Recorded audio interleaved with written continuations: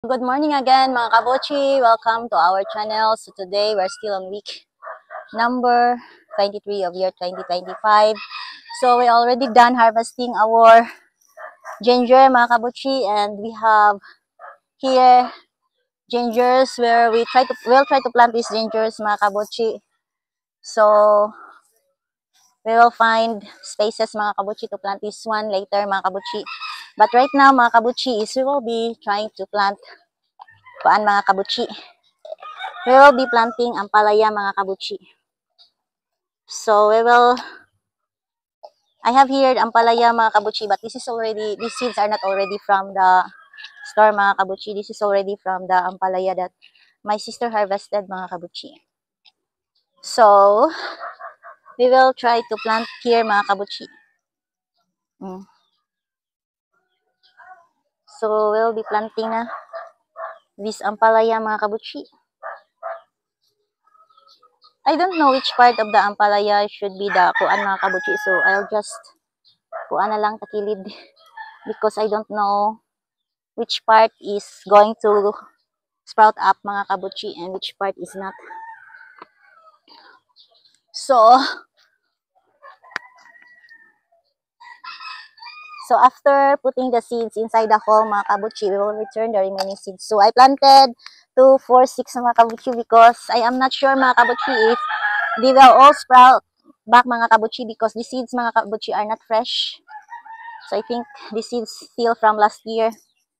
So there's a chance mga kabuchi that they will not sprout. But if they will, so I am hoping that out of 6 mga kabuchi, 2 or 3 will be able to survive. Okay na ko ana. And then mga kabuchi, muna na siya no. In the middle mga kabuchi, siguro we will try to plant some siling panigang mga kabuchi. Diba? Beans, siling panigang, and ampalaya. I'm not sure if this is the right combination mga kabuchi. Well, I just want to try lang po mga kabuchi. So if none will survive, then it's okay.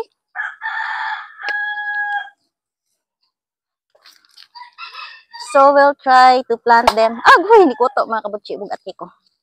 So let's try to have holes mga kabuchi, no?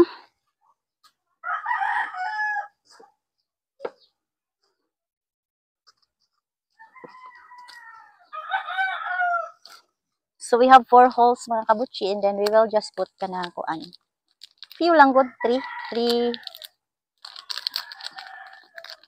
kuan ra ba ni mga kabuchi kanang taas kay success rate ni ba. So let's just have 2 na lang kay taas kay ni success rate mo gud. So far kay all seeds I planted from this pouch mga kabuchi grow manggod.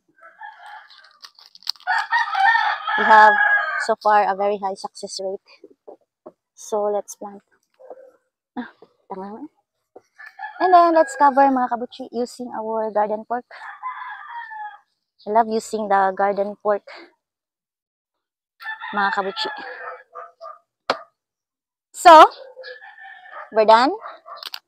And then we will share some of these seeds mga kabuchi to my former classmate who is currently living in Bantayan mga kabuchi. So we will share these seeds to her mga kabuchi. But I hope nga I cannot forget no because I'm storing this inside the refrigerator mga kabuchi. So on the day of our departure na, we will segregate some of the seeds for her. There's so many lamok.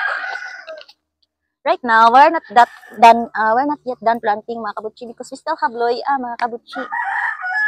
So I think we will try to plant in that area mga kabuchi. Kana siya na area. On the opposite area mga kabuchi, let's try to plant some of this kuan Loya.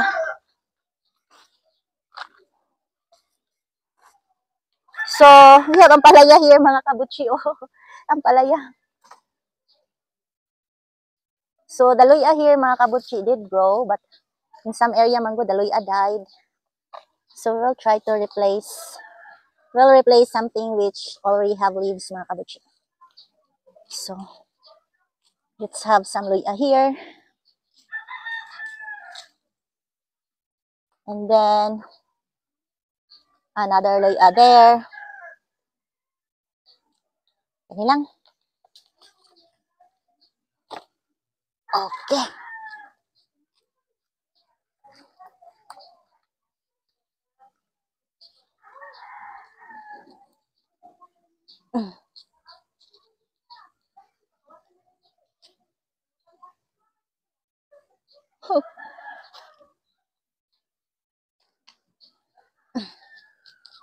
I'm not sure if they will leave, mga kabutchi. No? It's up to them.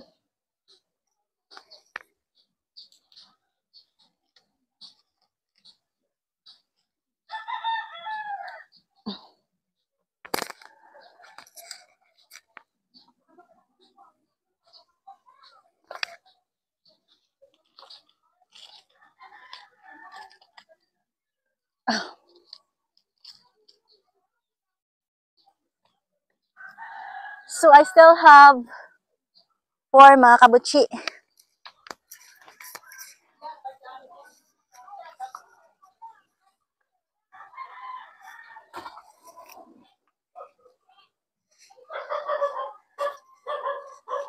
I don't know where to plant you. Maybe I just plant you here.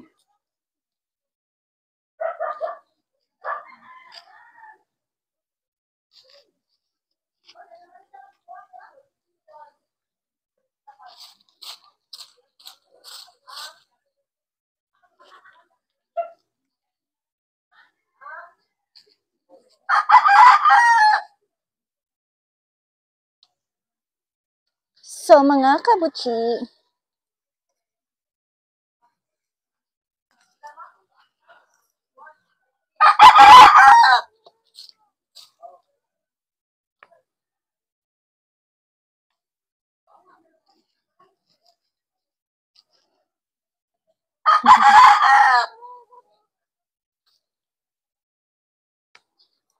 Kasi nabuhi diri eh.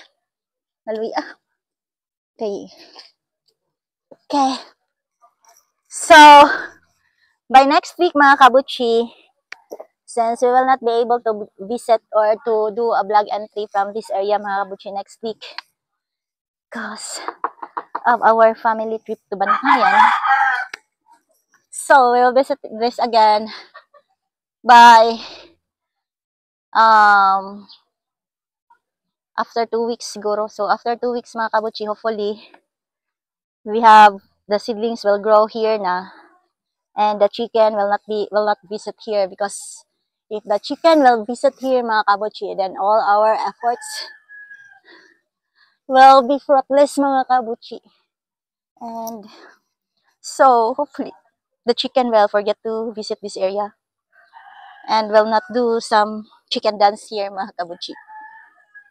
So that, but after a week or after 2 weeks, mga kabutchi, on our next visit, we will have new seedlings sprouting all over this area.